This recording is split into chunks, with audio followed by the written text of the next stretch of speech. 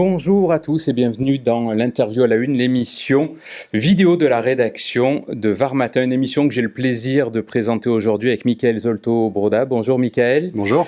Journaliste et reporter politique du groupe Nice Matin. Et notre invité aujourd'hui est maire d'Hyères, président de la métropole Toulon-Provence-Méditerranée. Vous avez été professeur également d'économie. Bonjour Jean-Pierre Gérand. Bonjour. Je vous propose qu'on regarde d'abord quelques images. Moi, si je veux être utile le temps où je suis Premier ministre, je ne sais pas combien de temps, ça dépend du Parlement et de l'Assemblée nationale, je veux marquer cette période-là, quelle que soit sa longueur, par un effort de vérité à l'égard des Français et de responsabilité. Alors nous allons demander un effort de 60 milliards aux Français. Je veux que cet effort soit juste, qu'il soit équilibré. Il sera d'ailleurs, s'agissant des économies, réparti sur une somme de 40 milliards, tout le monde prendra sa part. Alors Jean-Pierre Gérand, quelle a été votre première réaction en découvrant l'effort budgétaire demandé dans ce projet de loi de finances 2025 ? C'est une nécessité absolue. Si on ne prend pas des décisions courageuses pour limiter le déficit et même réduire la dette, on va le payer très cher. D'abord en termes de notation des agences de notation, avec une flambée des taux d'intérêt et une déstabilisation complète du budget de l'État. Donc c'est une nécessité absolue. Après, vous étiez préparé à ça ? Écoutez, depuis le temps, on aurait pu peut-être commencer de façon un peu anticipée. Mais là, au point où on en est au plan politique, prendre le risque de doubler la crise politique d'une crise financière, c'est absolument impossible. Donc je crois, et c'est une des raisons qui me le fait croire, que le budget sera voté, parce que s'il y a un minimum de responsabilité dans les différents groupes, on ne peut pas se permettre de mettre en cause les institutions. Ceci étant dit, c'est plus difficile à faire qu'à dire. Quand on dit on va baisser les dépenses publiques, immédiatement quand on rentre dans le concret, lesquelles ? Quand il y a des hommes derrière, il y a des missions, et on voit bien que très rapidement, c'est inversé la proportion entre l'augmentation d'impôts et la baisse des dépenses, de 2 tiers à 1 tiers pour les dépenses, elle est passée peut-être à l'inverse. Donc voilà, écoutez, je crois qu'il faut faire cet effort, c'est un moment nécessaire si on ne veut pas le payer beaucoup plus cher au plan politique et financier. Vous avez fait des calculs pour vous, pour les collectivités que vous dirigez, la ville d'Hyères, la métropole, vous savez ce que vous allez perdre ? Pas encore pour la ville d'Hyères, mais je pense que ce sera 2 ou 3 millions d'euros. Pour la métropole, c'est autour de 8 millions d'euros. Donc c'est quand même significatif, ça veut dire à peu près 15% de l'épargne actuelle de la métropole, et c'est important, à peu près les mêmes proportions pour Hyères. Ça me paraît très injuste, pour dire la vérité, même si il est nécessaire que tout le monde participe. Il faut quand même se rappeler que les collectivités sont en équilibre, qu'elles n'ont pas le droit d'être en déficit de fonctionnement, et que la seule dette qu'elles ont est une bonne dette, celle qui permet d'investir. Et il ne faudrait pas, sous prétexte d'économie, casser les investissements et la croissance. Nous n'avons jamais de déficit de fonctionnement. Or, l'État, lui, ce n'est que du déficit de fonctionnement. Concrètement, vous savez quelles répercussions ça va avoir sur votre politique ? On a vu que le maire de Saint-Raphaël va reporter d'1 an à l'ouverture de Miss France, des travaux de voirie. Est-ce que vous avez déjà des choses qui vont être reportées ou annulées ? Pour la ville de Hyères, ça n'aura pas d'effet, parce qu'on a un budget que je n'ose pas qualifier d'exceptionnel, mais enfin, on a vraiment beaucoup investi déjà. On a une épargne importante, on n'a aucun endettement. Donc, il n'y aura aucun report de réaliser. Simplement, on sera très vigilant sur les dépenses de fonctionnement, comme on l'est d'habitude, mais peut-être encore davantage. Au niveau de la métropole, non, il n'y aura pas d'effet significatif. Mais simplement... Mais c'est quand même, vous avez dit, vous parlez de 8 ça millions en moins. Ça impose une rigueur supplémentaire. On aura cette année-là, et peut-être l'année suivante, une épargne plus faible. Mais bon, on peut quand même subsister avec une épargne de 45 millions. Vous aviez du gras, quoi, à la métropole. La métropole est, je crois, en bonne situation financière, oui. Honnêtement. Est-ce que les élus locaux n'ont pas le sentiment qu'on leur fait aujourd'hui porter le poids des dettes de l'État ? Non, mais c'est une injustice totale. C'est une injustice absolue. Et j'ai presque envie de dire que le fait qu'il n'y ait plus le cumul de mandats et qu'il y ait une absence importante de maires ou de présidents d'intercommunalité au Parlement permet cette facilité. Mais j'imagine qu'il y ait beaucoup de maires de grandes villes ou beaucoup de présidents d'intercommunalité, peut-être que cette mesure passerait plus difficilement. En tous les cas, je la trouve totalement injuste. Vous savez, la dotation globale de fonctionnement de l'État, quand j'ai pris mes fonctions à la mairie d'Hyères, c'est un exemple, était de 15 millions d'euros. Elle est aujourd'hui de 3 millions d'euros. C'est-à-dire ça s'est effondré. C'est parce que 50 millions d'euros qui ont été réduits dans le budget cumulé de la ville d'hier. Donc on a déjà beaucoup donné, on va continuer, mais il faut prendre en compte le risque de casser les investissements des communes et des collectivités qui sont, vous le savez, 60% de l'investissement sur le terrain. Vous aviez d'autres pistes, vous, d'économie à proposer. David Lisnard, lui, parlait de supprimer 10 normes débiles. La difficulté, que vous, au gouvernement, vous auriez eu d'autres idées? Je pense qu'il y a quelques normes à supprimer. Il y a quelques offices aussi un peu superfétatoires dans toutes les directions. Mais la très grande difficulté, c'est que pour réduire les dépenses, il faut du temps. Il faut des réformes structurelles. J'entends d'ailleurs ceux qui appellent à des réformes structurelles, mais il faut qu'ils sachent que c'est dans 2, 3, 4, 5 ans qu'elles produiront leurs effets. Donc on est bien obligé, dans le court terme, de pratiquer ce qu'on appelle la politique du rabot. Il faut que partout, on réduise peut-être de 10%, de 15% les dépenses. Ça paraît important, mais quand ensuite on regarde ce qui se passe sur le terrain, ça doit être quand même possible. En tous les cas, on l'a fait dans certaines communes.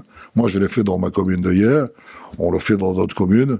Bah, il faut que l'État aussi suive cet exemple. Vous aviez appliqué la rigueur avant la rigueur. Eh oui, parce que quand j'ai pris le budget de la commune d'hier, il était quasiment en cessation de paiement. Et c'était la préfecture qui nous menaçait de le gérer. Là, vous n'avez pas le choix. Vous baissez les dépenses de fonctionnement, vous n'embauchez plus, et vous êtes rigoureux. En tous les cas, ça a fonctionné. Donc ça peut fonctionner aussi au niveau de l'État. Mais chaque ministre pense que son ministère est une priorité absolue pour l'humanité et l'éternité. Il a envie de poser son nom sur un projet ou une dépense. C'est extrêmement difficile. Raymond Barre revient. Justement, sur ce gouvernement, vous portez, vous, quel regard sur le Premier ministre, sur Michel Barnier? C'est un homme que vous connaissez? Oui, je connais bien Michel Barnier. D'abord, c'est un homme charmant. J'apprécie son humour anglo-saxon, qu'il a manifesté notamment lors de la passation de pouvoir. Peut-être de façon excessive, parce que s'il y a une chose qui existe, c'est la mémoire chez les hommes politiques. Il risque peut-être de connaître des difficultés. Il risque de durer moins de temps que son prédécesseur, peut-être. Oui, mais c'est un très bon négociateur, si vous voulez. C'était pas obligatoirement mon favori, parce que j'ai des liens avec Xavier Bertrand, et donc j'aurais aimé qu'il soit promu. Mais c'est un très bon négociateur, et il est prudent, il est habile. Il a une distinction naturelle qui lui permet d'en imposer un peu à un certain nombre de personnes. Je crois qu'il ne faut pas qu'il dévie de sa route. Pourquoi plus Xavier Bertrand? Ben, Xavier Bertrand devait être choisi. C'est le veto de Marine Le Pen. Ça aurait été votre préférence? Ben parce que c'est un ami. C'est un ami, j'ai pu juger, je veux dire, sur le sens de l'État, et il avait une stratégie globale. Peut-être qu'aujourd'hui, elle est un peu prématurée dans la mesure où il faut écoper les voies d'eau que l'on connaît, plutôt que d'avoir une vision de moyen terme, mais c'est un homme de qualité, j'espère qu'il pourra revenir. Alors justement, on parle de Xavier Bertrand. On peut parler des Républicains. Vous avez longtemps porté cette étiquette. J'ai dirigé les Républicains dans le Var pendant 15 ans, oui. Pas les Républicains, pardon. Le RPR, puis l'UMP, puis les Républicains. Aujourd'hui, sur l'échiquier politique, vous vous situez où? Vous êtes toujours dans ce courant-là? Écoutez, moi je n'ai pas bougé, c'est les autres qui bougent. Hein. Moi je suis gaulliste, je ne le dis pas comme une formule de style. Mais vous n'êtes plus encarté LR? Non, depuis déjà 3 ans. Gaulliste, je l'ai écrit, j'ai écrit des bouquins là-dessus. C'est vraiment à la fois intérieur et explicite. Et aujourd'hui, je m'y retrouve pas trop, quoi. Et l'évolution des choses me conduit à penser que je n'avais pas tort d'être un peu déçu. Il y a toujours eu une sorte d'hémiplégie à l'intérieur de la droite républicaine. Il y avait ceux qui étaient plutôt gaullistes, parce que ça veut comporter de dimension sociale, de participation, d'intervention de l'État s'il le faut, de souveraineté nationale. Et il y avait les libéraux, beaucoup plus libéraux au plan économique, moins sensibles aux problèmes de justice et de social, et qui n'ont pas la souveraineté nationale comme socle principal. Ça a explosé, quoi. Et ça devait exploser. Alors, aujourd'hui, c'est en petit bout. On voit le petit bout d'Éric Ciotti. Mais la clarification n'est pas totale. On a chez les Républicains un homme comme Retailleau, qui est quand même la droite la plus classique que l'on peut imaginer, quelles que soient ses qualités, c'est pas le problème, mais c'est la droite de Villiers, c'est la droite libérale orthodoxe, et on a encore peut-être des gaullistes. Donc voilà, c'est Vous êtes compliqué. dans cette famille des gaullistes. Tout le monde un peu à droite se revendique des gaullistes, on a l'impression en ce moment. Qu'est-ce que vous avez pensé du choix, vous, d'Éric Ciotti, de faire alliance avec le Rassemblement national? Écoutez, au-delà de nos différences d'appartenance, j'ai de l'amitié pour Éric Ciotti. Mais j'ai l'impression que les problèmes locaux ont beaucoup joué dans sa décision. Qu'il s'agisse des législatives, qu'il s'agisse à terme des municipales. Voilà, je ne veux pas injurier les choses. C'est vrai que c'est un homme de droite, hein, et là il est fidèle de ce point de vue à ses convictions, mais je pense qu'il ne serait pas parti s'il n'y avait pas eu les épées de Damoclès que je viens de citer. C'est plutôt une stratégie individuelle qu'une utilité publique. Voilà, en disant ça se mélange, quoi. L'individuel et le collectif se mélangent un peu. Ouais, Éric Ciotti, du coup, a créé l'UDR. Dans le Var, il y a plusieurs cadres qui sont partis, plusieurs cadres des LR qui l'ont rejoint. Il y a 2 anciens députés comme vous, Édith Audibert et Philippe Vittel. Est-ce que vous comprenez leur choix? Bah, écoutez, c'est du recyclage. Enfin, je veux dire, bon, Édith Audibert ne fait plus de politique, je la connais puisque elle a été mon adjointe, je l'ai fait mettre à la région, je l'ai pris comme suppléante. Bon, je connais Édith, c'est une dame très gentille, mais enfin bon, c'est pas... Vous en avez discuté avec elle? Vous avez compris son choix? Non, elle a fait son choix. On s'était distingué déjà lorsqu'il s'agissait de choisir un champion au niveau des Républicains. On avait choisi Ciotti. Bon, moi j'étais avec Xavier Bertrand, donc c'est pas un problème. Nos relations restent bonnes. Enfin, elle n'incarne pas obligatoirement l'avenir politique du Var. Quant à Philippe Vittel, il passe ses journées à se demander où il va pouvoir se refaire une santé. J'aime bien Philippe. Enfin, c'est pas la peine que j'insiste. C'est de l'opportunisme pour vous? Clairement. C'est un début de solution pour continuer à participer à la vie politique. Il y en a un autre qui a rejoint l'UDR, c'est François Cornillo, et là il est dans votre équipe municipale, c'est votre adjoint à l'urbanisme. Est-ce qu'il reste dans votre majorité? Complètement. C'est un garçon bien, compétent, loyal, un très bon adjoint. Simplement, François Cornillo, si vous voulez, depuis toujours, lui, c'est vraiment ses convictions. Il était avec De Villiers, il était avec Retailleau. Il est né dans cette droite un peu villiériste. Bah, il y retourne, voilà. Je dirais, vous êtes pour l'union des droites aussi, localement? J'ai clairement indiqué à François Cornillo que je respectais son choix parce qu'il paraissait naturel. Je lui ai redit mon estime, et ça place tout entière dans la majorité municipale, sauf qu'il y a une ligne rouge. Donc voilà, c'est le Front National. Ouais. Mais l'UDR qui est en alliance avec le Front National. François Cornillo aura à choisir à un moment donné de son expérience politique entre rester dans la droite républicaine ou suivre ceux qui veulent l'accord du Front National. Alors on le disait... Mais c'est un homme de conviction, je lui fais confiance. J'ai vu quand même des curiosités. Il faut quand même savoir que le trésorier des Républicains est passé comme ça brutalement. Étonnant. Que le président des jeunes Républicains se trouve le suppléant de Madame de la Valette et passe brutalement. Ça a surpris. Oui, ça fait plus que choquer. Donc, je veux dire, aujourd'hui, il y a quand même des choix un peu originaux. Bon, on peut peut-être les respecter, mais l'avenir nous éclairera. Alors on le disait, Jean-Pierre Girand, maire de la commune d'Hyères dans le Var, également président de la métropole de Toulon depuis avril 2022, c'est la date à laquelle vous avez été élu. Est-ce que vous imaginiez que l'intérim d'Hubert Falco, qui a été enlevé de ce poste-là, allait durer si longtemps pour vous? Bah, écoutez, je ne faisais pas d'hypothèse, je le regrette beaucoup. J'émets le vœu que le dernier appel que fait Hubert Falco sera entendu. Parce que je sais trop l'investissement qui a été le sien dans la politique varoise, et notamment dans TPM, pour ne pas considérer comme excessives les mesures qui ont été prises. C'est quand même l'une des premières fois où il y a une exécution immédiate de l'inéligibilité. Imaginez que demain... Il y avait eu Marc Giraud avant lui. Il y a eu Marc Giraud avant lui à la tête de la présidence du département. Donc imaginons que demain, la Cour de cassation donne raison à Hubert Falco. La décision qui aura été prise est invraisemblable. Ce sera sur la forme, sur l'enquête, pas sur le fond qui a été jugé en appel. Mais il sera à ce moment-là démontré qu'Hubert Falco aura été privé pendant 3 ans de ses mandats, alors qu'on les lui rend. C'est un paradoxe. Je crois que, si vous voulez, quand il y a appel, les peines doivent être suspensives, sans exception. D'autant plus que, bon, je veux dire, que je ne connais pas le fond du dossier, mais enfin, ça me paraît pas d'une gravité non plus exceptionnelle. Donc voilà, donc je suis à ses côtés humainement, peut-être plus que je ne l'ai jamais été. On n'a pas toujours eu des relations faciles, dans la mesure où lui incarnait davantage l'UDF et moi le RPR à l'époque. Est-ce qu'il vous conseille? Il est derrière vous dans la politique de tous les jours? Non, ça, je peux vous dire, bon, d'abord, ceux qui me connaissent savent que il est difficile de m'instrumentaliser.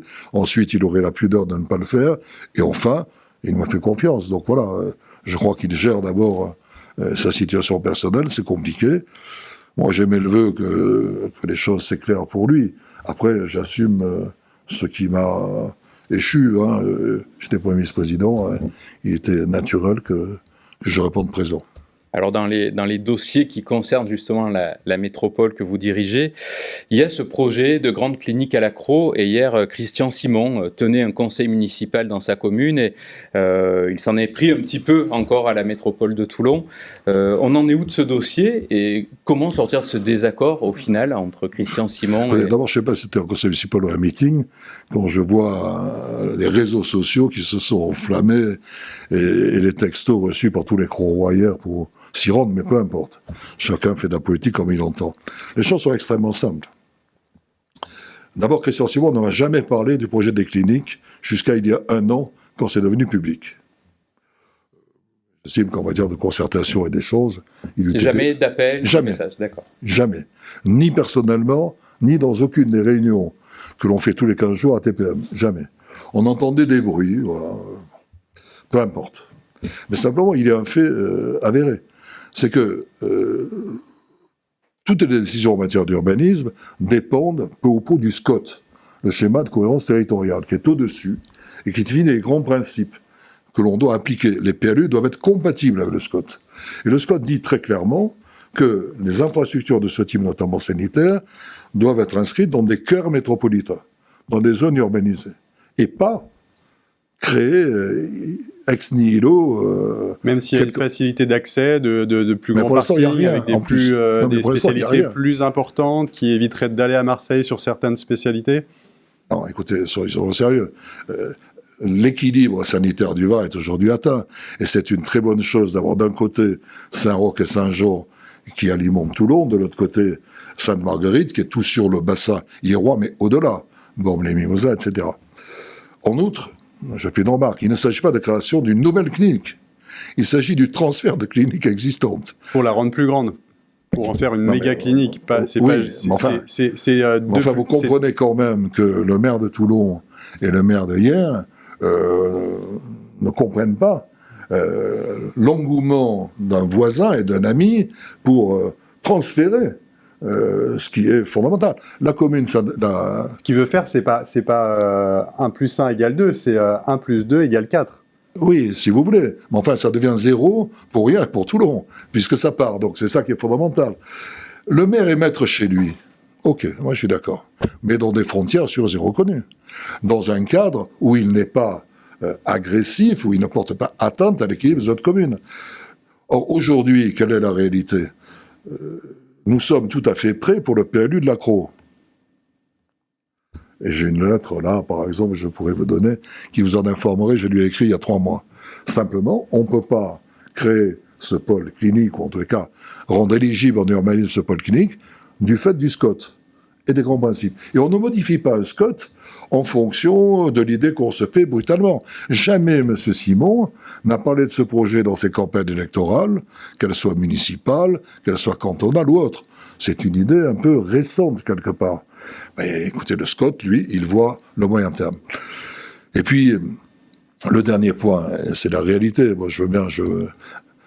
actuellement, les conversations entre la ville de Toulon et le groupe Sainte-Marguerite sont sur le point d'aboutir. Et vous aurez sans doute dans 15 jours, 1 mois, la signature des accords. Il y avait hier après-midi une réunion, moi je suis pour rien.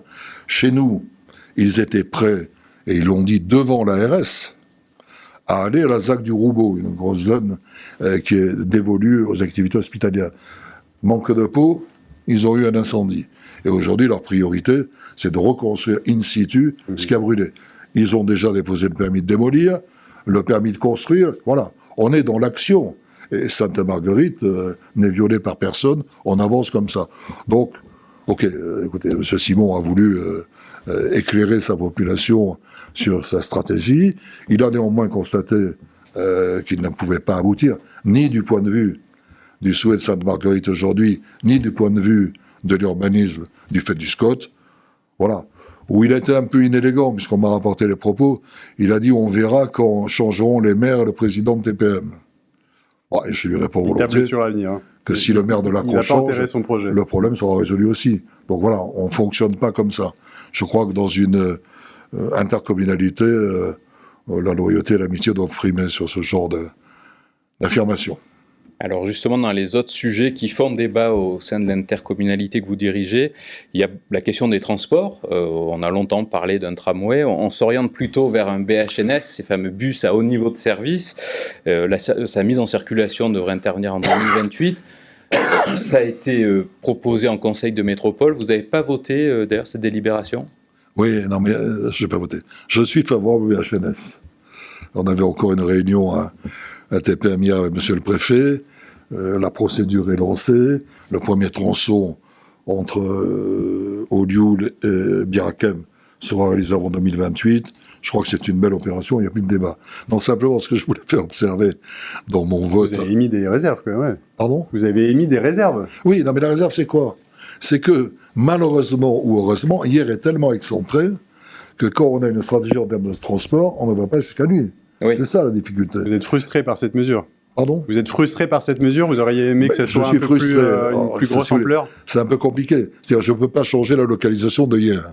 Hier est excentré. Mais c'est vrai que je souhaite qu'on accompagne les réflexions de transport par peut-être d'autres modalités jusqu'à hier. Alors, il est vrai que nous avons fait beaucoup de progrès en matière de SNCF et qu'on a désormais, entre Toulon et hier, un cadencement tous les quarts d'heure qui vient jouer un peu le rôle de métro. Mais voilà, j'ai voulu marquer le fait que quand on représente plus d'un tiers du territoire de TPM, hier on représente plus d'un tiers du territoire de TPM, il faut avoir une attention particulière quand on est un peu loin de l'agglomération. Il y a un autre dossier, c'est les travaux sur la 57. Là aussi, vous avez émis des réserves. Est-ce que, d'après vous, c'était une erreur, ces travaux ? Écoutez, moi j'ai ma liberté, donc c'est pas au moment... J'ai ma liberté, j'ai le principe de continuité républicaine. Quand c'est lancé... Donc c'est oui, mais j'accompagne ces travaux. Je ne suis pas convaincu en termes de statisticien, puisque ça a été une partie de ma vie professionnelle, que le phénomène de stockage et d'accumulation ne se produise pas, bien qu'il y ait une voie de plus. Parce que quand on arrive au tunnel, il n'y a plus que 2 voies. Et donc, cet entonnoir, on va sûrement améliorer un peu les choses, mais ne va pas révolutionner la situation. C'est de l'argent public jeté par les fenêtres ? Non, il ne faudrait pas dire ça. Je crois que c'est l'argent public bien placé, mais il ne faut pas non plus en attendre une solution définitive. S'il y avait davantage de voies sous le tunnel de Toulon, on continuerait. Mais là, il y a cet étranglement. C'est une difficulté. Dans la série des dossiers que vous portez, des chantiers que vous menez, Jean-Pierre Girand, il y a un projet de mettre en avant les talents locaux en matière de design et de mode. Alors, il y a une vraie présence historique hier, avec ce festival international de la mode qui a lieu. Il y a beaucoup de design également à Toulon. C'est quoi ce projet exactement ? Écoutez, c'est un projet magnifique où je crois, pour ma part, que se joue une partie de l'avenir du territoire métropolitain et sans aucun doute une partie de l'avenir de hier et de Toulon. Il y a eu un appel à projet du ministère de la Culture sur la création de pôles de compétitivité artistique. Et parmi ces pôles, il y a un pôle mode design. Et il y avait 150 candidats, on est dans les 20 qui ont été pour l'instant retenus, on continue notre démarche, mais on a la chance de s'appuyer sur du solide. On a ailleurs la Villa Noailles, qui est un centre d'art remarquable, avec son festival, beaucoup de partenariats publics-privés, qui a un rayonnement international. On a également ailleurs un parcours des arts, si vous voulez, de boutiques, qui vient disséminer dans la ville ce genre d'initiative. Et à Toulon, le Design Parade, qui est à la fois sur hier et sur Toulon, a pris sa place et s'appuie notamment sur l'Institut Camondo, qui est une merveille nationale, que nous a légué Nessim de Camondo, avec les créateurs. Donc on a vraiment les éléments humains disponibles. Moi, j'ai la volonté politique d'y mettre aussi des infrastructures. Je propose, pour le localiser ailleurs, pour la mode, le Parc Hôtel, qui est le plus bel immeuble de hier, à côté de la mairie. Parce que nous avons là-bas, pour l'instant, l'école de musique et l'école d'art, mais l'école de musique doit être repositionnée. Ça sera vraiment un navire amiral magnifique. Et à Toulon, en collaboration avec Mme Massy, TPM va acheter un très bel immeuble pour y localiser le design. Pourquoi c'est important ? C'est important pour les deux sujets, mode et design. Mais c'est important pour l'effet externe sur l'ensemble des états d'esprit des gens de la métropole, d'avoir deux pôles de création, de créativité. Et quelle que soit son activité, c'est une image magnifique. Quelles que soient nos vertus, Toulon n'est pas obligatoirement reconnu comme une ville dont la créativité a été totale depuis l'origine. Mais là, il y a un changement, il y a une valeur ajoutée exceptionnelle, et donc je me bats pour ça, et vraiment, je souhaite y parvenir avec d'autres. La Villa Noë est totalement mobilisée, Camondo, la mairie Toulon, TPM également. Il y a des moyens qui sont donnés par l'État, il y a du partenariat qui peut être élaboré. Vous savez, si demain on peut dire le Centre national de la mode en France est ailleurs, le Centre national du design est à Toulon, on aura psychologiquement beaucoup progressé. Vous voulez ringardiser Paris. Hein ? Vous voulez ringardiser Paris. Oh, pas jusque-là, mais compléter Paris. C'est bien dit. Sujet dont on parle aussi beaucoup en ce moment, c'est le narcotrafic. On voit que c'est un phénomène qui touchait Marseille, qui s'élargit à toute la France. L'an dernier, la fameuse DZ Mafia, c'est le nom qu'on a donné à cette organisation aujourd'hui, a tenté de s'implanter au Val des Rougières. Est-ce que vous craignez que cela se reproduise ? Est-ce que vous redoutez que dans votre commune d'hier, ou plus largement sur le territoire métropolitain, on assiste à un développement comme cela de ces réseaux ? Il faut être extrêmement vigilant. Les opérations diligentées par le préfet Mahé ont été très positives, ces opérations place nette. Il y a eu vraiment un calme qui est revenu, beaucoup d'arrestations, donc beaucoup de dissuasions. Mais le marché est tel et les revenus potentiels sont si importants qu'on peut craindre le retour de tel ou tel spécialiste et notamment de cette mafia-là. Donc j'en parle quotidiennement avec le préfet. On va d'ailleurs aller au Val des Rougières bientôt, où j'ai proposé la création d'un poste de police mixte, police nationale, police municipale, pas simplement pour jouer les gros bras, mais pour être à la fois un intermédiaire, un interlocuteur pour la population, mais aussi un minimum de dissuasion pour ceux qui en feraient trop.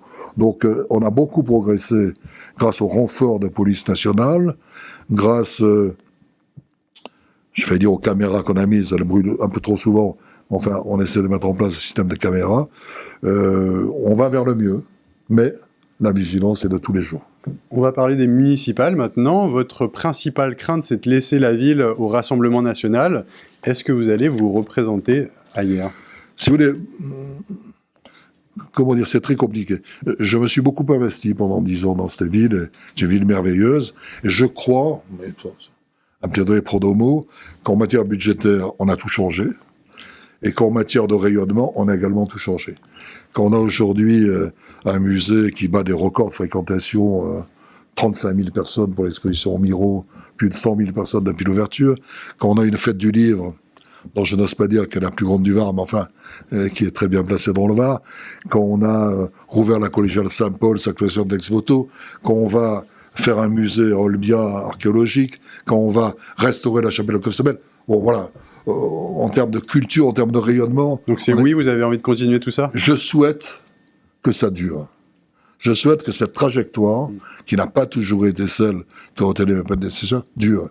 Si émerge quelqu'un qui peut le faire durer, je serai le plus heureux pour le soutenir. Vous le cherchez, ce dauphin. Vous avez sollicité François de Canson, apparemment, pour... On en avait parlé, oui, mais enfin depuis, je n'ai pas eu de retombées. Donc vous n'avez pas trouvé de dauphin actuellement ? Il n'y a personne qui peut vous succéder, même personnes, dans votre mais majorité ? la difficulté, si vous voulez, c'est que c'est pas si évident que ça.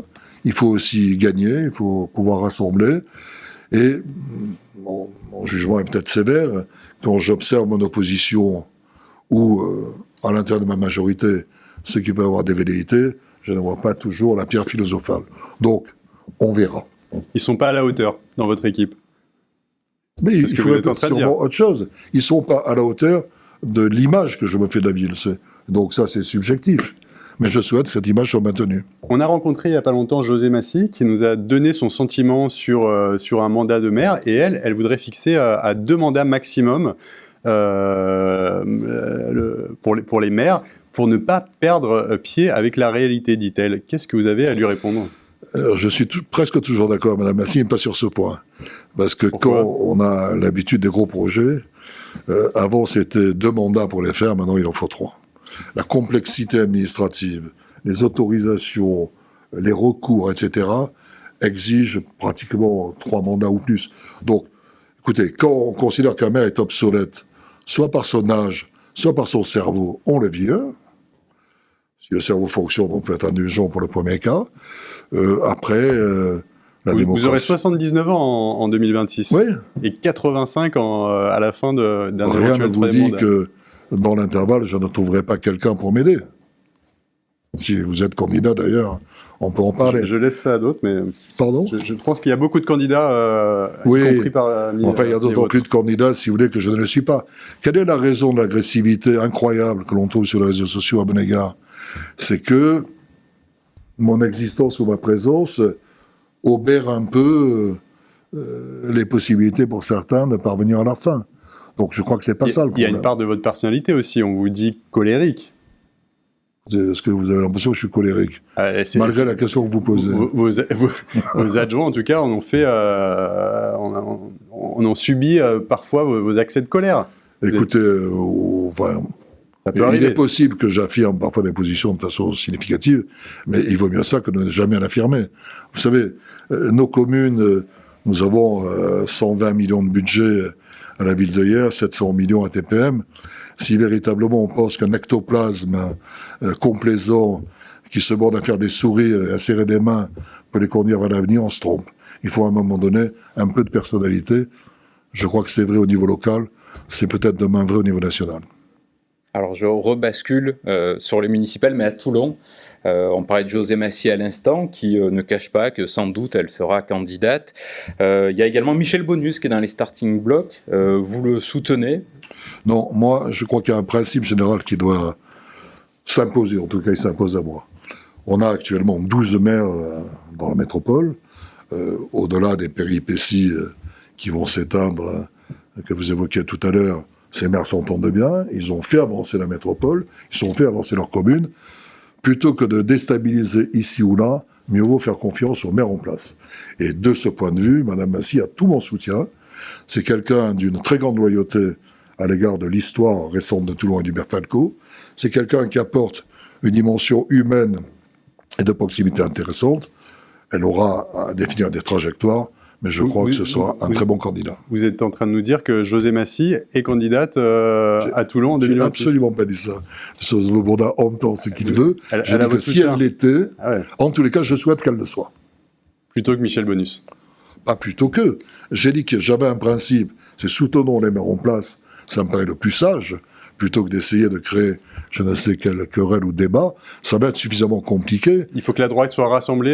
Il vaut mieux qu'elle le soit quand même. Il vaut mieux qu'elle le soit. Il est évident qu'il y aurait une volonté de tentative d'OPA du Front National sur les villes varoises. Donc, Vous avez du mal à dire Rassemblement National. Hein. Vous avez du mal à dire Rassemblement National. Oui, parce que pour moi, ils n'ont pas changé. Voilà, c'est du cosmétique. Mais c'est toujours le Front National, avec ses racines, et c'est pour l'essentiel ce qui m'oppose à eux.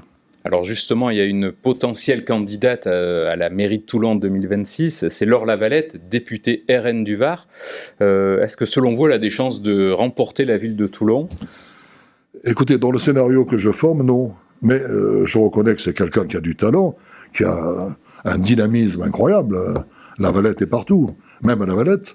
Mais voilà, c'est pas l'image que je me fais d'une ville qui a été patiemment reconstruite par Hubert Falco, qui est poursuivie aujourd'hui de façon très positive par Mme Massy, puis Hubert Falco peut-être sera candidat, on verra ce qu'on dira à la Cour de cassation, mais l'expérience du Front National, on l'a eu il y a quelques années à Toulon.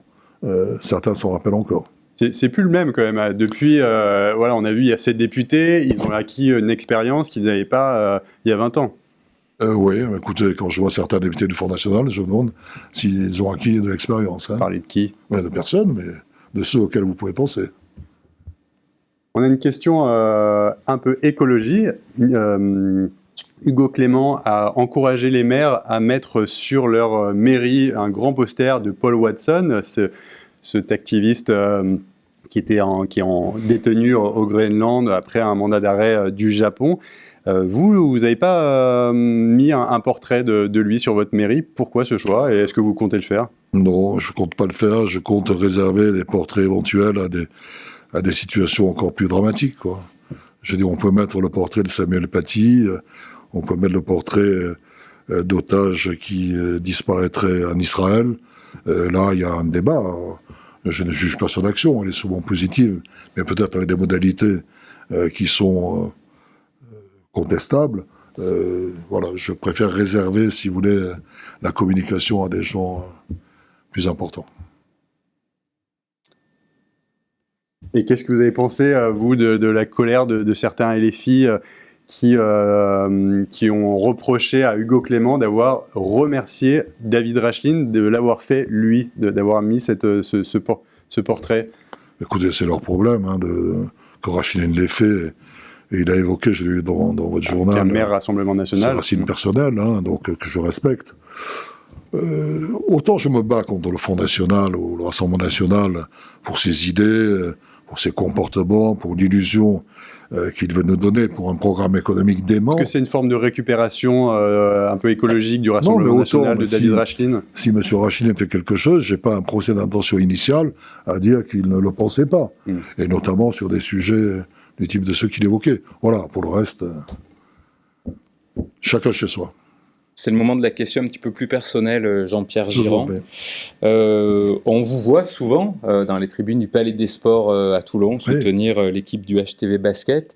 Plus qu'au stade Mayol, il faudrait quoi pour que le rugby vous fasse autant vibrer que le basket? Il faudrait que mon petit-fils me laisse la place que je lui donne à chaque fois. Voilà, c'est un fou du RCT, c'est son bonheur absolu. Moi, mon bonheur, c'est le bonheur de mon petit-fils. C'est donc lui qui est dans les tribunes à ma place. Pour le reste, il y a une atmosphère, une ambiance au HTV assez remarquable. C'est un plaisir. Il y a un président, Mathieu Périmont, qui a vraiment changé la donne. Un entraîneur hors pair, Borg. Voilà, on est en train de reconstruire quelque chose. Et bon, j'y participe volontiers. Donc voilà, c'est pas une élimination, mais c'est une liberté. C'est une vraie passion, oui. Pardon ? C'est une vraie passion, le basket? Ça n'était pas une passion, mais c'est un endroit où on va en famille, une dimension familiale. Non, c'est un plaisir, voilà, c'est un plaisir que je prends volontiers le samedi soir. Bon, en tout cas, c'était un plaisir de vous recevoir ici sur ce plateau. Merci beaucoup, Jean-Pierre Girand. Merci également, Mickaël Zolto-Broda, journaliste politique du groupe Nice Matin à Var Matin dans le Var, et on en est fiers. Merci également à Philippe et à Sophie à la réalisation de cette émission.